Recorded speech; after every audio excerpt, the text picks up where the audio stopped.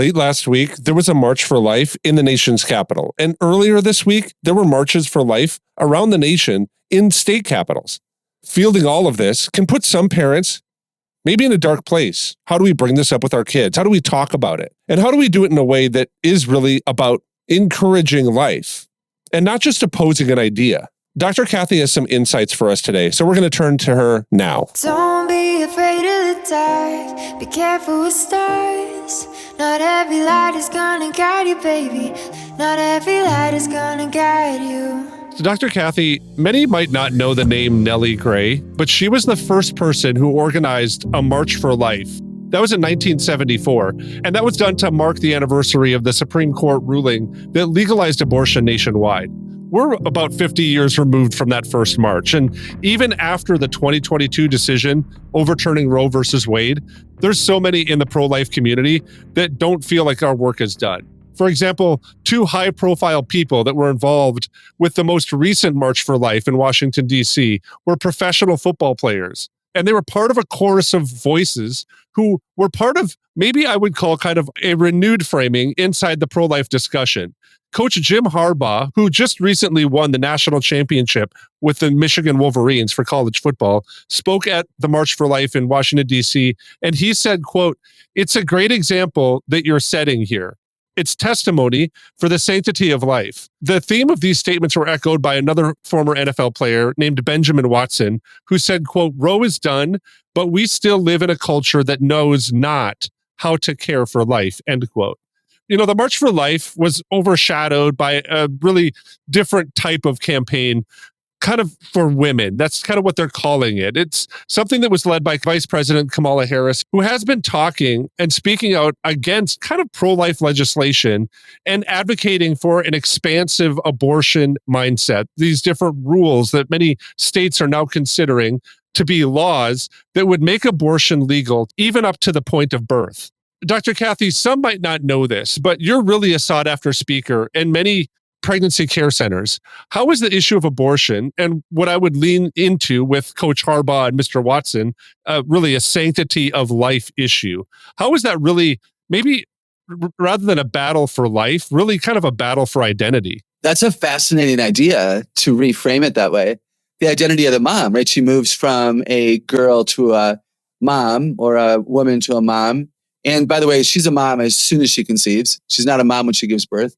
So that's an identity shift for the women that we need to support, and pregnancy care centers support her well.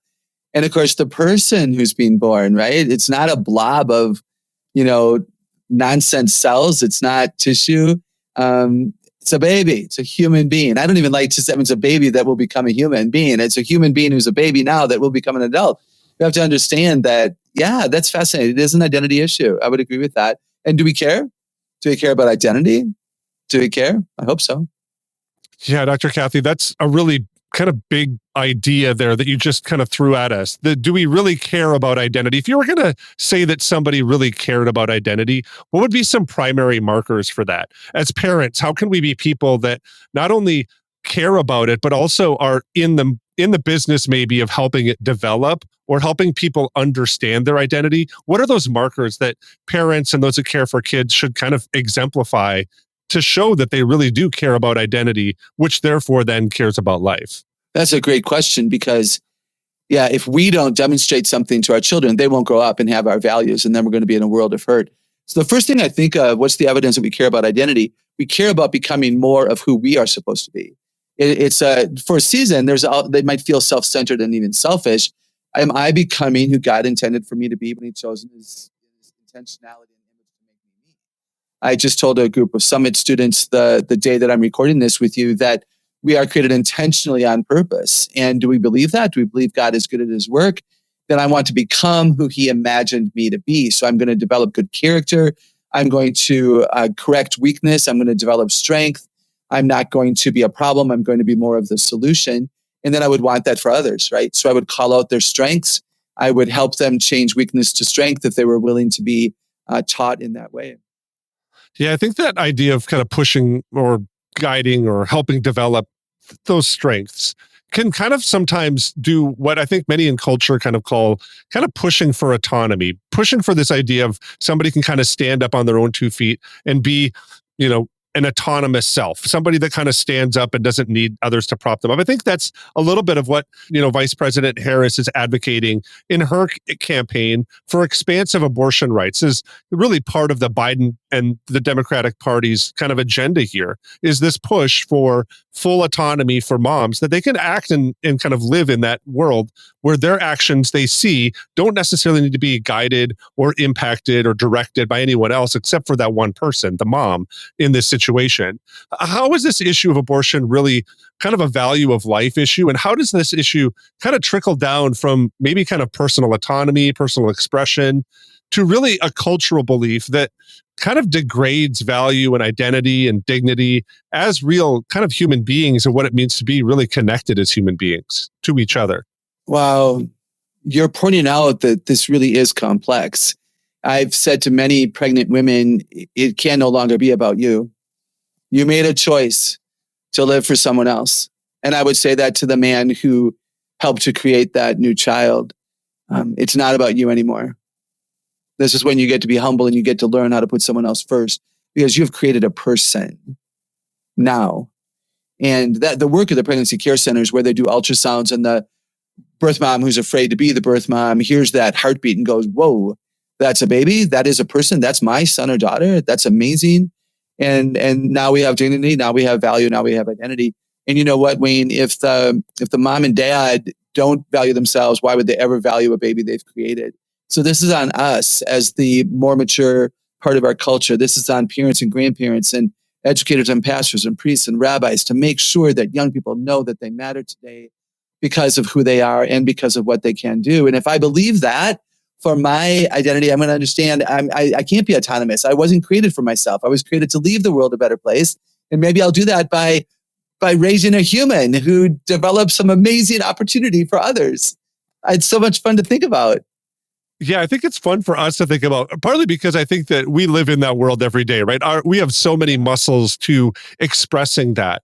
But let's say that we have maybe somebody that cares for young people or cares for their own kids. How do we build those characteristics of caring for other people in kind of a regular rhythm that it almost feels, I kind of want to use that example of going to the gym. We just kind of go to the gym, we work out those muscles. And now when they grow up, then now caring for life just feels natural that we understand that we're connected. How do we build those characteristics that really highlight that for kids?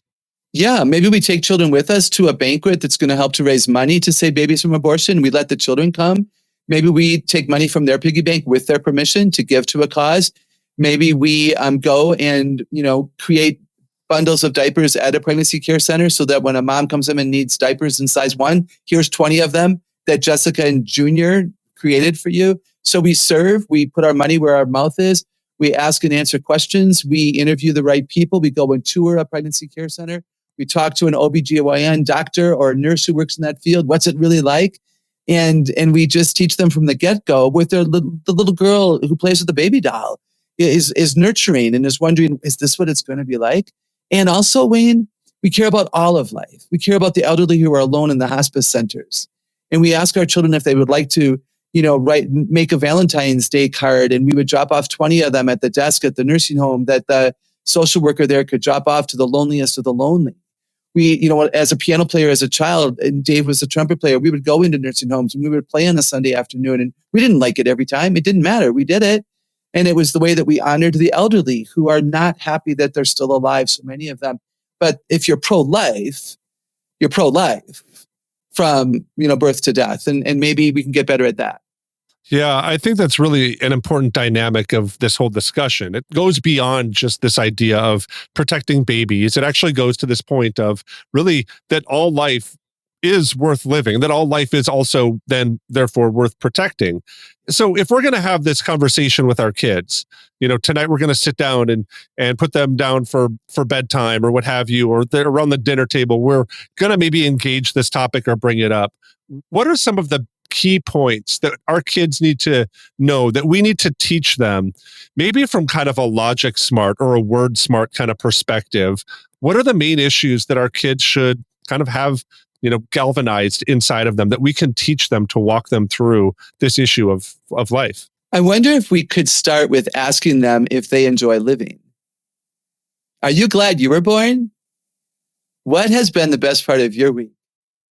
Mommy, I learned how to kick the soccer ball into the net with my left foot.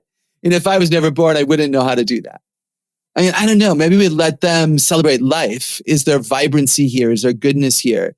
Why do you think God created you? Mommy, I love to talk. And this is a true story. I love to talk. And I met this lady who gets paid to talk. And I wonder someday if I might be able to get paid because I love to talk. Giving them a vision for their tomorrows, helping them understand that life is, again, worth living. And certainly, Wayne, to talk about Genesis 1:27, you're created in God's image. If you're training up your children in the things of the Lord, do they know that God is good? Do they know his image? He's to be glorified. He's good. He's faithful. He's diligent. He's passion. He's love. He's wisdom. He's mercy. He's grace. He's truth. We're created in his image. And so if you love God, don't you love man in a general sense? And wouldn't you want every person who God wanted created to see the day of light? Because the thing is, Wayne, there is no unexpected pregnancy in the economy of God. It's possible that a young woman and a guy are surprised, scared, frightened, embarrassed, shamed, and any other number of things you can think of, but God allowed it to happen. There are times when I wonder, what was he thinking that it was good for them to have a child? I will admit that. My brother and his wife were infertile for 12 years. I know of many people somewhat desperate to have the opportunity to give birth and parent kids. And so it can feel really strange. And this is where, is God sovereign or isn't he? Do we trust him or don't we? So I think the conversation is about God and his plan and the value of life. And do we want others to experience it? You know, hearing Dr. Kathy give these words of encouragement for us was something that is reminiscent of what I find in Romans chapter 4. And I'm going to begin reading at verse 18. Against all hope, Abraham, in hope, believed, and so became the father of many nations, just as it had been said to him, so shall your offspring be. Without weakening in his faith, he faced the fact that his body was as good as dead, since he was about 100 years old, and that Sarah's womb was also dead. Yet he did not waver through unbelief regarding the promise of God, but was strengthened in his faith and gave glory to God, being fully persuaded that God had power to do what he had promised. I love Paul's imagery here, and I love this idea of what it looked like for Abraham and Sarah to be persuaded. I wonder what that looked like in the life of Abraham and Sarah. I wonder what kind of gripped at their heart. I wonder what stories they heard. I wonder what things that God did that really convinced them and even persuaded them that God was going to do something that was miraculous, that God was going to change really a physical reality. And I think for many of us, that faith that Abraham had to simply walk in obedience, being persuaded that God was going to do what he said he was going to do, is something similar that Dr. Kathy is doing here. She's persuading us that we can engage our kids and train them and encourage them and guide them to understand what it looks like to stand up and be people who look at the life issue and understand it's an identity issue, who look at the life issue and understand it's a core needs issue, who look at the life issue and understand it is not about free access or what some call women's rights, but it actually has a deeper meaning. I think she's persuading us of that, and I think that's the step that we get to take now with our own kids and persuade them, work with them, talk to them, give them stories, bring them to different places, and help them see that the life issue is really an identity issue, and it's an identity issue with God, because God is the giver of life. And what we see from the world and culture and really Satan is that their objective is to take life. So let's stand up, speak life, be a part of that movement. And maybe this weekend, find somebody that you know is struggling and step into that gap. You know, I want to thank you for listening to the Celebrate Kids podcast in this daily segment, Facing the Dark. On behalf of Dr. Kathy Cook, my name is Wayne Stender, and I'm looking forward to seeing you here again on Monday.